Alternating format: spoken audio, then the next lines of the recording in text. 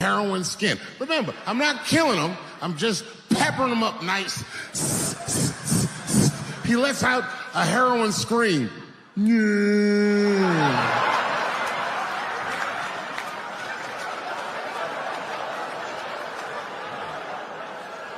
And that should be the end of it. But, I miscalculated. While he's on the ground screaming, I noticed that his teeth are horribly miscolored. That's not heroin at all, is it? That's crystal meth. He pops right back up unscathed. Roar! Time for the heavy stuff. Clack, clack, buckshot!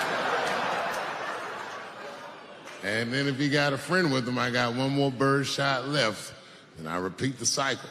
After that, nigga, it's slugs for everybody. And I'll be in a kitchen full of dying heroin addicts, saying stupid heroin last words. You shot me, bro. Oh, it hurts me, man. It hurt. The last words are always the dumbest words. Like, why is your dick out?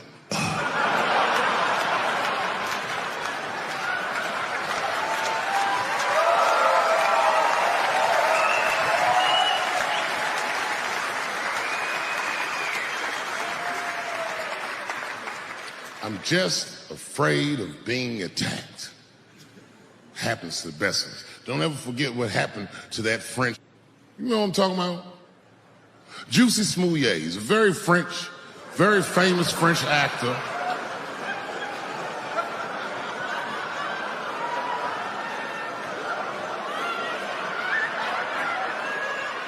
Y'all never heard of Juicy Smouillet? Juicy Smouillet is an actor, and he became famous on a show called Empire. One night, he was in Chicago late at night and was the victim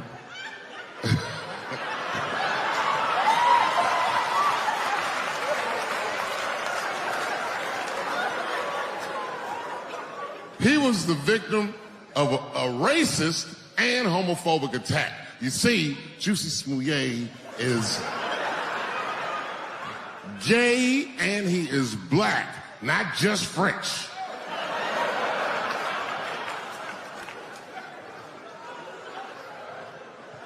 Oh, it was a crazy story. Apparently, when he was walking down the street late at night, two white men came out of the shadows with MAGA hats on and beat him up. Tied a rope around his neck, called him all kinds of niggas, and put some bleach on him and ran off into the night.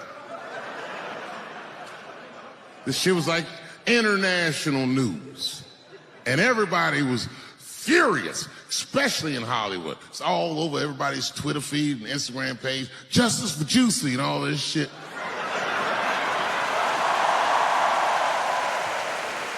The whole country was up in arms. It was talking about it all the time on the news. And for some reason, African Americans, we were like oddly quiet. We were so quiet about this shit that the gay community started accusing African American community of being homophobic for not supporting him. What they didn't understand is that we were supporting him with our silence. Because we understood that this nigga was clearly lying.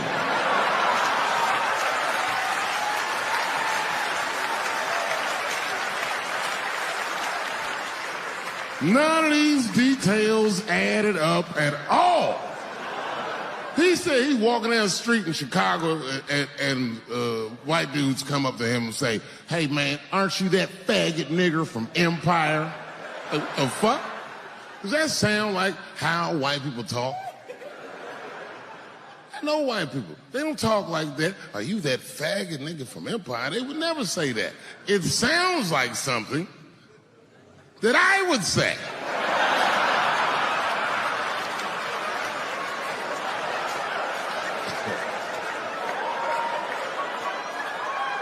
If you're racist and homophobic, you're not even gonna know who this nigga is. You can't watch Empire. Black people never feel sorry for the police, but this time we even felt sorry for the police. Can you imagine if you was a police veteran taking this kid's police report? Okay, Mr. Smouye, please tell me what happened. All right, 2 a.m. You left the house at 2 a.m. It's minus 16 degrees. All right. You were walking. You were walking. All right. And where were you going? Subway. Sandwiches?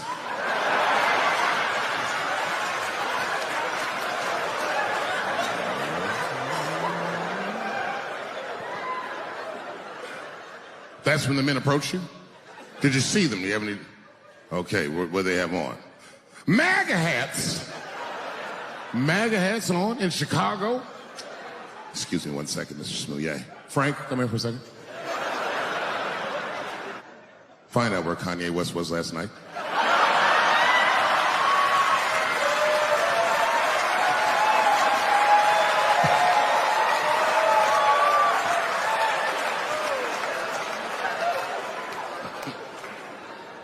Such a fucking outrageous story. He said they put a rope around his neck. Has anyone here ever been to Chicago?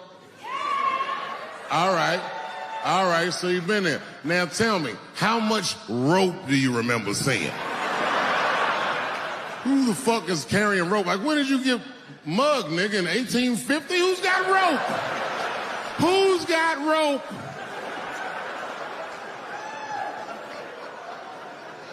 Man, that shit was awful. So, okay, I'm doing a show somewhere, and I'm on stage, and I was a little drunk, you know. And I figured, fuck it, let me talk about that nigga a little bit. I figured to be safe, because, you know, everybody's phones are locked up. And I went in on this kid. I was talking all kinds of shit. Now, I didn't know that there was a journalist in the audience. And unfortunately for me, that motherfucker took impeccable notes. He told everybody everything I said. He was even putting the jokes in the headline. The headline said, Dave Chappelle says he wants to smash a dollhouse over Juicy Smouye's head.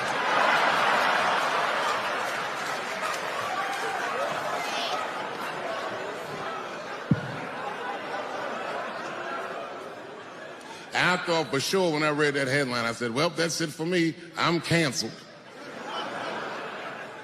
But lucky for me, that very same day, the Chicago police caught the motherfuckers that actually did it. And hilariously, they were both Nigerian. Not only were they not white, they were very, very black. They were Nigerian, which is the funniest shit. The whole story is funnier now.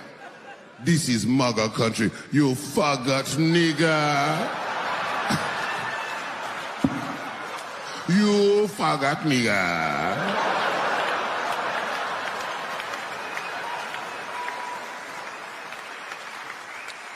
If you're in a group that I made fun of, then just know that I probably will only make fun of you if I see myself in you.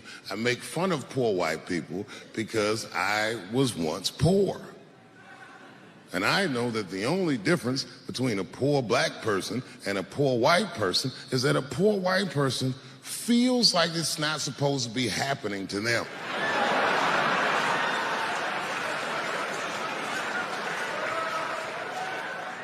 Everything else is the same. I know what it's like to have a cold house. I wasn't allowed to touch the thermostat growing up without asking my father. And it would be fucking freezing in the house. I'd be like, Dad, please, can I please just turn the heat up to like, I don't know, 32, nigga? It's really cold.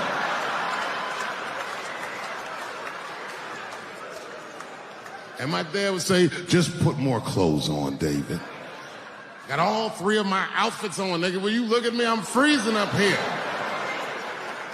And he said, just don't think about how cold you are, David. And I said this, I didn't say it to him, but I said it in front of him so he could hear it. I said, I fucking hate being poor. And my dad got really upset. He didn't scream or holler, that wasn't his way. He just threw his newspaper on the floor and he said, David, David, David, you are not poor. He said, poor is a mentality. He said it's a mentality that very few people ever recover from. Don't you forget it, son. You are broke.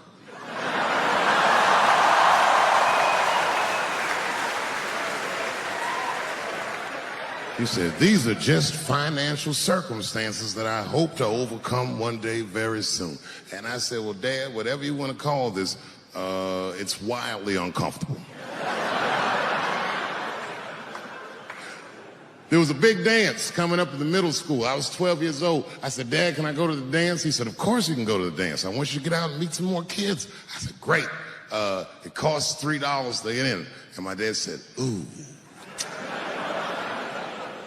Sorry, son, I don't have it. I was like, what the fuck? You don't have $3? Well, then how are we alive, Dad?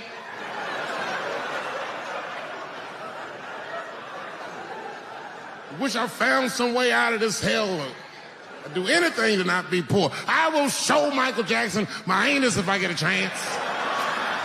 I just gotta get out. Dad said, if you want to go to the dance bad enough, I'll tell you what, there's some money in the change jar, get the money from there. I was 12 years old, that's what I did. I showed up to the dance early. There's a long line of kids waiting behind me while I'm at the door trying to count out 300 pennies to get inside. I will never forget this shit as long as I fucking live. Oh, man, you know, if you've been poor, you know what that feels like. You ashamed all the time. Feels like it's your fault. And all them kids was laughing, ha, ha, ha, look how poor they. Like, when I think back at it, that's really the only time in my life that I ever thought to myself, I should kill everybody at school.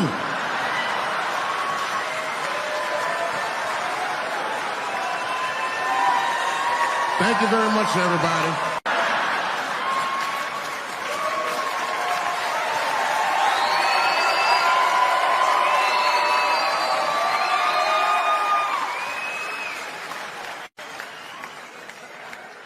Celebrity hunting season. Doesn't matter what I say, they're gonna get everybody eventually. Like, look, I don't think I did anything wrong, but we'll see.